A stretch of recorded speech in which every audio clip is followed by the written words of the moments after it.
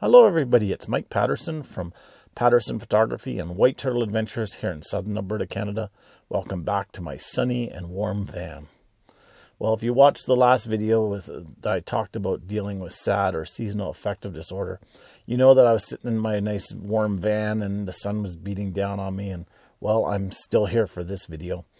I want to talk a little bit about dealing with poor health and living in a van. So stay tuned, I'll be back in a second.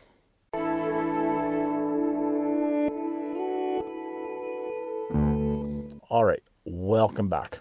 Well, I'd ask if you like this video that you click on the like button down below. There's a subscribe button. If you haven't subscribed to my channel, please subscribe and click on the bell next to the subscribe button so that you'll be notified when I upload new videos.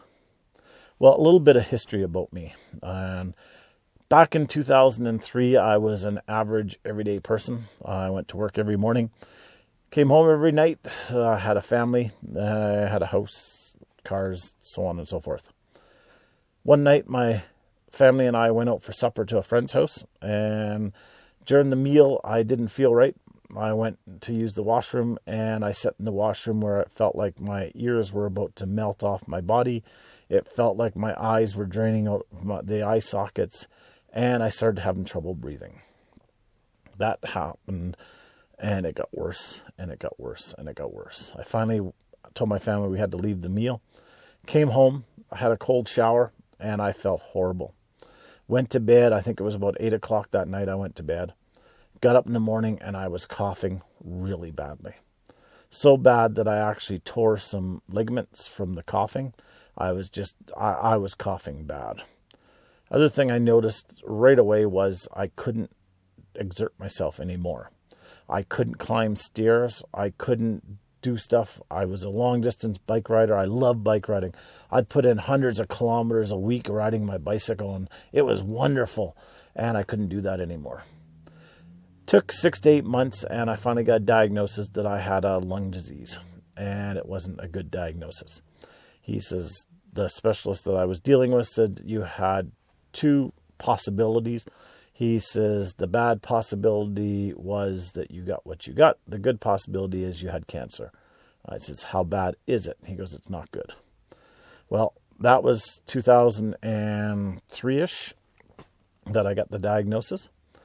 And I found out afterwards that I had between 3 to 5 years to live from there.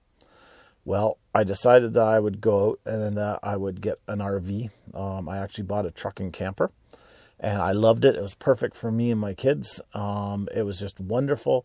I'd take the boys out camping and everything. The problem was with the stairs to get in the truck camper was not good with my breathing. So I replaced the truck camper with a motorhome. I loved the motorhome. It was perfect. It would have been ideal if I was a normal person, but I'm far from being normal. And I couldn't use it on a lot of the smaller roads that I went on because it was so wide. So then I bought a van. Now, when I bought the van, I had a number of things that I needed for my health to be able to enjoy the van. The very first thing is, and that's the reason I bought a van, is because I can go from the front of the van into the back of the van without going all the way around and climbing stairs or trying to get in. Why is it so important to me for that? Because I'm a photographer, and to carry all my gear every night and every morning from the front of the vehicle into the back of the vehicle and then back the next and it just wasn't working. So a van to me was absolutely ideal. I could put stuff in the seat and I could go into the back to get something, come back, get my stuff. I didn't have to keep moving stuff. So that was a big thing. So the van to me was actually the perfect solution for that. The next thing that I had to deal with was, because of it being a lung issue that I live with, is I need to sometimes stand up and I need to sometimes cough. And if I'm in too small of a vehicle, like I used to sleep in the back of a pickup truck, it was great. It worked wonderful. Problem is that if I start having a coughing fit in the middle of the night, it's hard to get up in a pickup truck and stand up because you can't do it if it's just a topper on the pickup truck or if it's a station wagon. So you have to go outside. Here in the van, I'm able to stand up. I'm able to cough, I'm able to move around to stretch, I'm able to breathe, I'm able to take deep breaths, and I'm able to go back to sleep. So that is why I went with a van where I could actually stand up in the van. And it works perfect because whether I'm sitting here and I need to stand up, which I just did a few seconds ago to cough, and whether I need to get out of bed to stand up, that was perfect for me. Now, the next thing that I need in a van is I need a place to go where I can just chill out, where I can just relax and rest and literally catch my breath. Before I had the van, before I had the motorhome or the truck camper, when I went out on location to do a wedding or something like that, it's really hard because as a photographer, you're on the go constantly. You're on the go from the time you show up on a site until the time you'll leave. So if it's a wedding, that could be 8 hours, that could be 12 hours, that could be 14 hours. It can be all different numbers. You may have to drive to a site. You may have to stay at the site all day and into the evening until the first dance or the cake cutting or the midnight whatever. And then you got to drive home. And being sick just did not work for me. So when I got my truck camper, it actually allowed me to keep doing weddings longer than what I would have if I didn't have it. I was able to take my truck camper to a church. I was able to put my gear in there and not worry about it, do the weddings or the wedding, and then come back out, put my gear in the truck, drive to a location, have something cool to drink, cool off in the vehicle, be able to just stretch out, be able to just relax, and then do the formals, and then go to the reception. And then if I had to drive home at night, then I could actually take my time with the truck camper, and I could even just pull over on the side of the road and sleep. So that was a benefit of the truck camper. And then when I got the van, it even became more of a benefit because it's like driving a car. So it's not near as hard to drive as what the truck camper was. So that's another thing that was a huge benefit. I can slow down, I can take my time, I can do the stuff I want to do at the speed that I want to do it and still get it done for my customers. Now, I did have to stop doing weddings, and that was a huge hurt to the studio for its finances because at a point, I just could not do it any longer. But having a vehicle actually helped me to do that even more or for longer. The other thing that the van allows me to do is it allows me to have somewhere to come in and to cool off and get cold drinks and to wash up, and I can carry my medicines and such in the van. Now, I could do that, a lot of that in a vehicle, but it's just so much nicer having it in the van. It's just so much more at home. And if you see on some of the videos, you'll see camera gear all over the floor, camera gears on seats and stuff like that and everything. It just, some days I just can't move it all around. Some days I just have to leave it where it is. Some days I just can't clean up for every minute of the day. So I go through the day and then at night I do my final cleaning. And it works out well doing that. So what's it like living in the van? Well, it's actually a lot like for me, or identical to me, for living in a house. I have a washroom in here. I have my fridge in here. I have my stove. I have my snacks. I have water for sink. I have a furnace. I have everything. So for me, living in a van with a medical condition is just like living in a house. If you do have a medical condition, though, be very careful that you're not getting into van life and actually hurting your health. Now, why would I say that?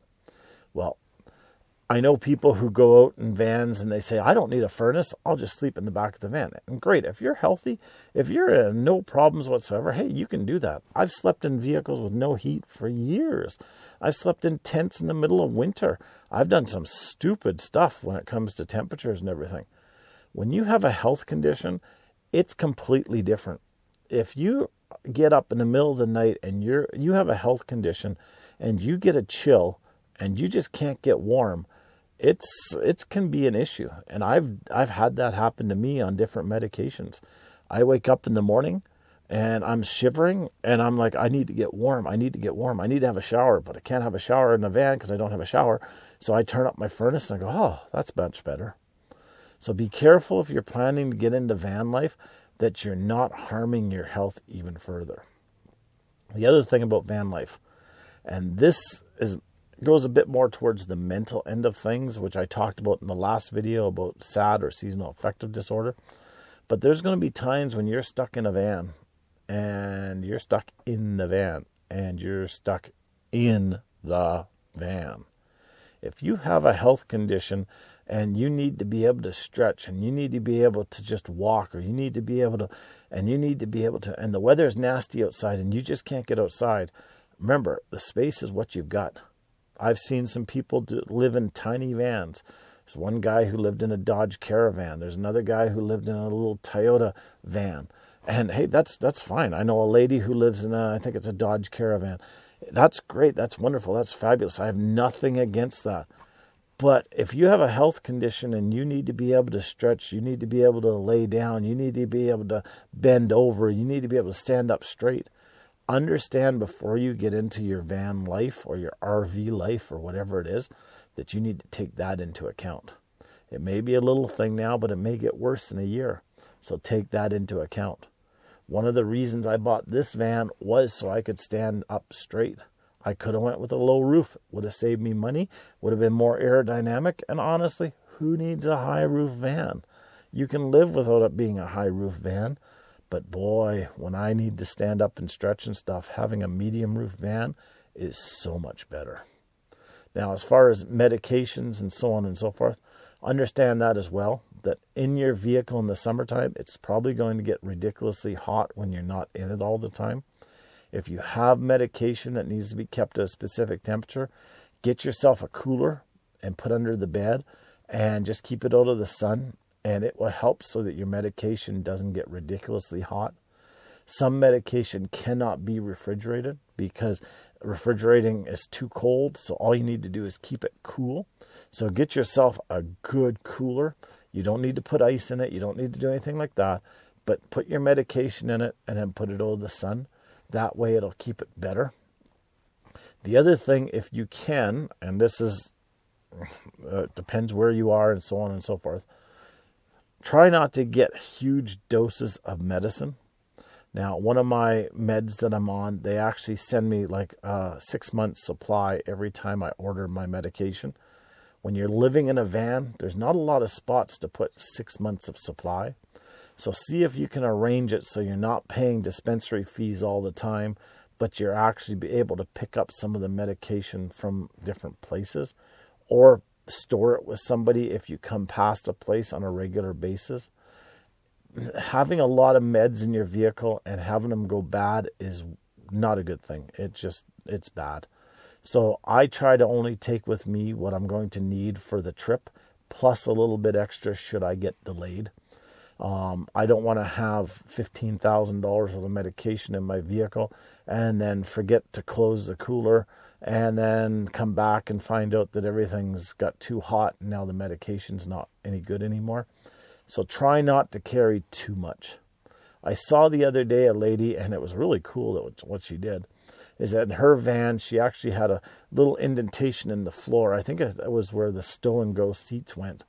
And she actually put a cooler in there, and she put her meds in there, and she keeps them in there all the time. She never takes them out. And in fact, she has to keep the lid closed the way that it's built so she can get stuff in around it. That's a wonderful idea. That's a fabulous idea. It'll help you a lot. So if you have a health condition, I hope that you stay healthy and do the best you can with what you've got. Modify your van to suit what you're going to need. Take the medications only that you're going to have to carry. And like I said in my last video, when it's a beautiful day, enjoy the beautiful outdoors and the sunshine as much as you can.